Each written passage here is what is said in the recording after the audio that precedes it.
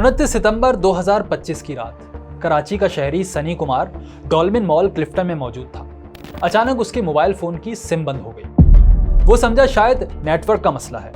7 minute बाद उसी number की डुप्लीकेट सिम उसी के नाम से हैदराबाद में जारी की गई और फिर कुछ ही देर में सनी कुमार के बैंक अकाउंट से 85 लाख रुपए का सफाया हो चुका था। ये हुआ कैसे? बगैर शनाख्ती कार्ड, बगैर बायोमेट्रिक सनी कुमार की सिम किसी दूसरे शहर में किसी और शख्स को कैसे जारी हो गई? अगर एक शख्स के साथ ऐसा हो सकता है तो क्या ये मेरे, आपके या किसी और भी शहरी के साथ नहीं हो सकता? बिल्कुल हो सकता है। ऐसा ही एक सीन रावलपिंडी की सुंदस जबी के साथ हुआ। वो एक फ्रेंचाइज पर सिम इशू कराने गई। वहां उन्हें पता चला कि उनके एनआईसी पर तो पहले ही 5 सिमें रजिस्टर्ड हैं।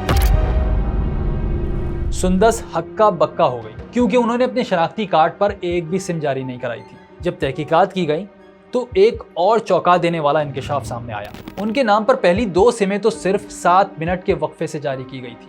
हालांकि पीटीए के रूल के मुताबिक एक ही शनाख्ती कार्ड पर दूसरी सिम निकलवाने के लिए 7 दिन का गैप होना जरूरी है। ये सिर्फ 2 वाकयात नहीं, ये तो सिर्फ एक झलक है एक ऐसे नेटवर्क की जो बरसों से पाकिस्तान में चल रहा है। उसमें सिमें होती तो आम शहरियों के नाम पर हैं, मगर उन्हें इस्तेमाल कोई और कर रहा होता है। शनाख्ती कार्ड आपका होगा, अंगूठे का निशान भी आपका होगा, मगर सिम किसी और के मोबाइल में होगी और आपको उस वक्त पता चलेगा जब कानून आपके दरवाजे पर हथकड़ियाँ लिए खड़ा होगा। ओटीपी की तरफ से मुझे कॉल आया था, तो उन्होंने मुझे बोला कि आप अपना अकाउंट नंबर दें।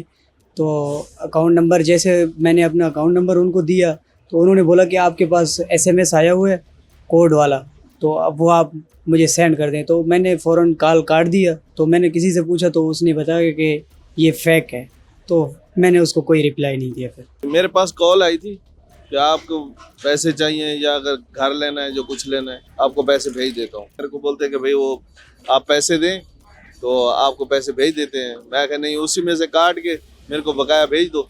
कह रहे नहीं, इस तरीके से नहीं, आप पैसे दें। मैं कहा नहीं, मेरे पास पैसे नहीं। सवाल वही है, आखिर ये सब हो कैसे रहा? इस काले धंधे के पीछे कौन लोग हैं? गैर कानूनी सिमें किस तरह हासिल की जाती हैं? उन्हें किन जराइम में इस्तेमाल किया जाता है? आज की इस डॉक्यूमेंट्री में हम सबूतों के साथ पाकिस्तान में होने वाले सिम फ्रॉड के इस पूरे कारोबार की तह तक जाएंगे। बताएंगे कि किस तरह ये गैर कानूनी सिमें अरबों रुपए के काले कारोबार में खतरनाक डिजिटल हथियार बन चुकी हैं। अगर आपने कभी भी किसी बायोमेट्रिक मशीन पर अपना अंगूठा लगाया है तो ये डॉक्यूमेंट्री आपके लिए है, क्योंकि अगला शिकार आप या आपका कोई प्यारा भी हो सकता है। आगे बढ़ने से पहले हमारे चैनल को सब्सक्राइब और वीडियो को लाइक ज़रूर करें। तो चलिए हाथ डालते हैं गैर कानूनी सिमों के धंधे पर।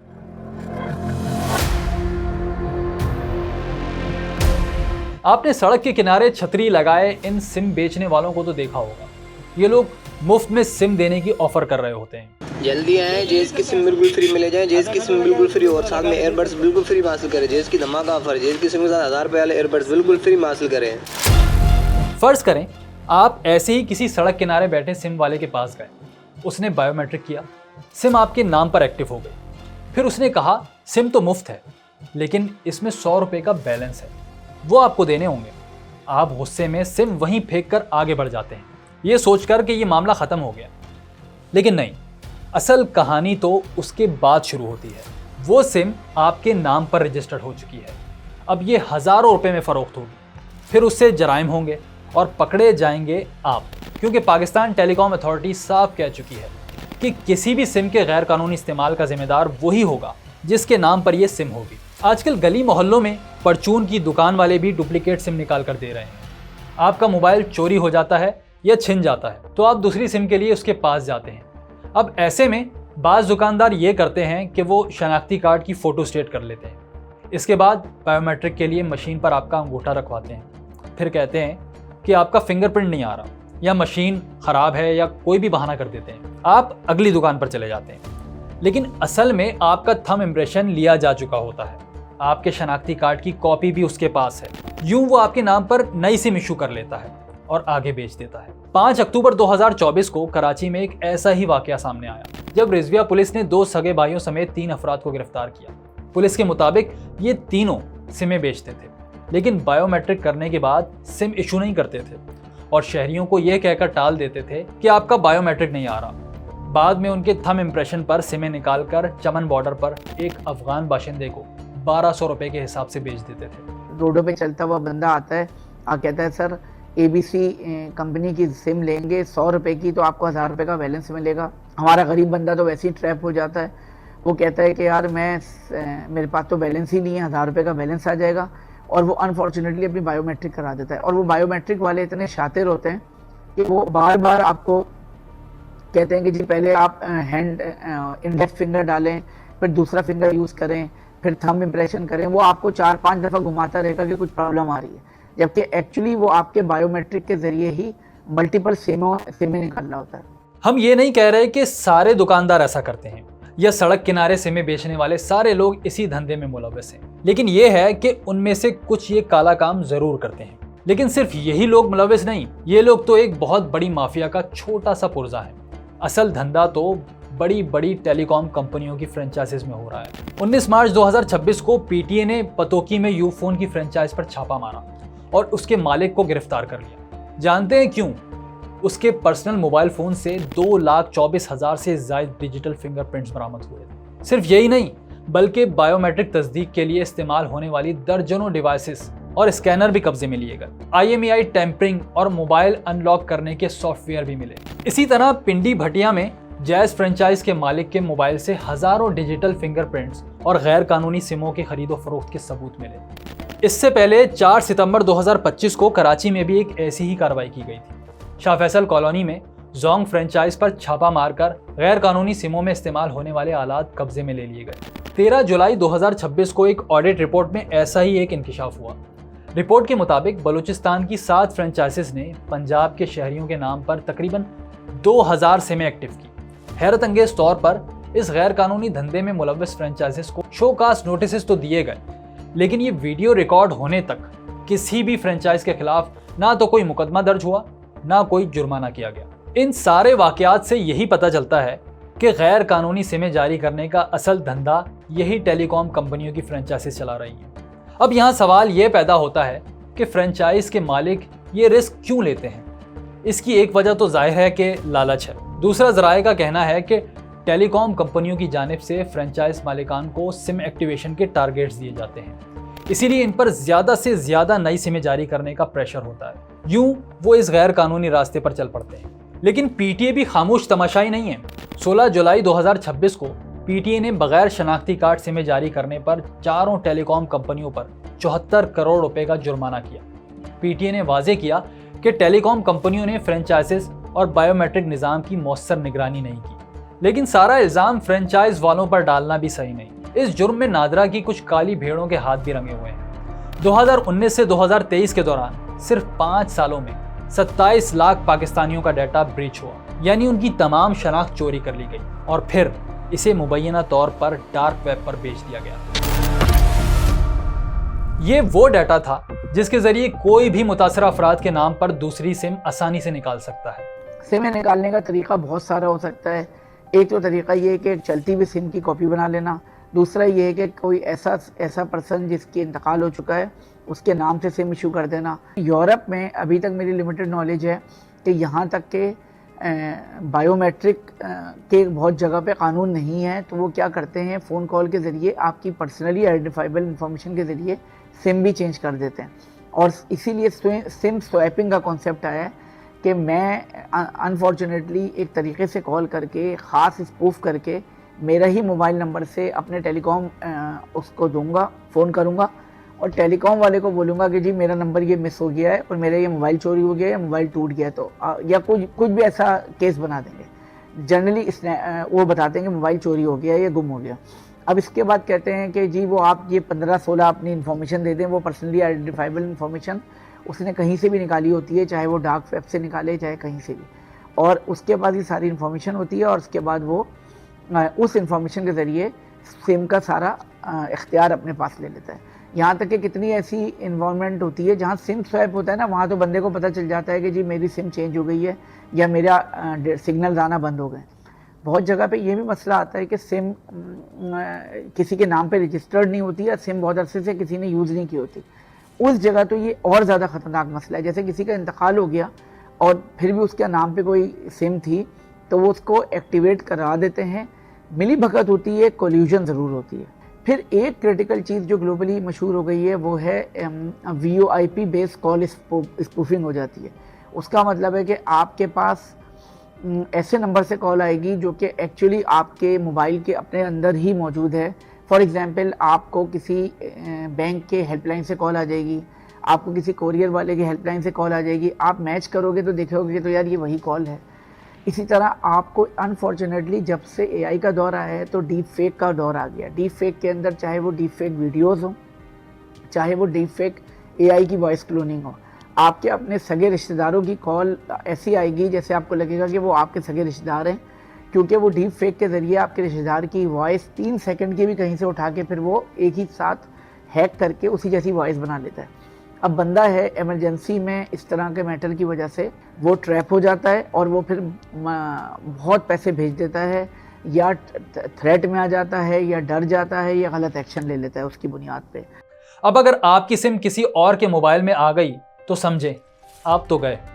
आपका bank account, social media account, WhatsApp, सब कुछ उसके कब्जे में चला जाएगा। वो पहले आपका बैंक अकाउंट खाली करेगा, फिर सोशल मीडिया पर आपकी शनाख्त जाहिर करके आपके दोस्तों, अजीज़ों और रिश्तेदारों से पैसे मांगेगा। 2008 में जब जोंग पाकिस्तान आई तो मैंने एक नंबर बुक करवाया और उसको जो है तकरीबन आज 16 साल हो गए हैं, वो मेरे पास है, मैं यूज़ कर रहा हूँ। बीच में वो प्रीपेड था, उसको मैंने पोस्टपेड भी करवाया, उसके प्रॉपर बिल भर रहा हूँ, पैकेजेस वगैरह चेंज करता रहता हूँ, सब कभी भी वो सिम बंद नहीं हुई। 2 महीना पहले मैंने मेरा कोई पैकेज एक्सपायर हो गया था तो मैंने उनको कहा कि यार इसको ज़रा एक्सटेंड कर दें। तो उन्होंने कहा कि सॉरी हम आपका पैकेज एक्सटेंड नहीं कर सकते। तो मैंने डिटेल पूछी कि भाई क्यों? तो उन्होंने कहा कि ये सिम की ऑनरशिप आपके नाम पर नहीं है, ये तो किसी कॉर्पोरेट के नाम पर सिम है। अब मैं हैरान रह गया, मैंने कहा कि यार ये तो मैं 15-16 साल से ये सिम यूज़ कर रहा हूँ, आज ये कोई नई कहानी सुनने में आ रही है। तो जब ज़रा मैंने मज़ीद डिटेल पूछी कि भाई ये क्या हुआ, कैसे हुआ, किस तरह हुआ, तो उन्होंने कहा कि ये कोई कंपनी है, कोई बिल्डर्स की कंपनी है। उन्होंने अपने लेटर हेड पे हमें अपने एम्प्लॉयज़ के नंबर लिख के दिए कि ये हमने जो है अपने पास इनको जॉब दी है, तो आप ये तमाम नंबर जो है वो हमारी कंपनी के नाम पे कर दें। अब अगर इसकी डुप्लीकेट सिम जारी हो गई तो फिर क्या होगा? मेरे सारे डिजिटल अकाउंट इसी नंबर पर हैं, मेरा अगर बैंक अकाउंट इस नंबर पर है, जब वो डुप्लीकेट निकालेगा और जब मेरी ये सिम बंद होगी और उसके पास एक्टिव हो जाएगी तो मेरे सारे OTPs, पासवर्ड उसके पास जाना शुरू हो जाएंगे। तो मैं कहाँ एग्जिस्ट करता हूँ, मैं कहाँ स्टैंड करता हूँ कि एक सिम में 15 साल से यूज़ कर रहा था और मैं एक सहाफ़ी हूँ, मतलब मेरी एक आवाज़ है, मैं ये सब फेस कर रहा हूँ। तो आप अंदाज़ा करें कि इस शहर में एक आम आदमी के साथ क्या कुछ नहीं होता होगा। ऐसी सिमें फ़रोख्त भी होती हैं। और आपको पता है ख़रीदार कौन होता है?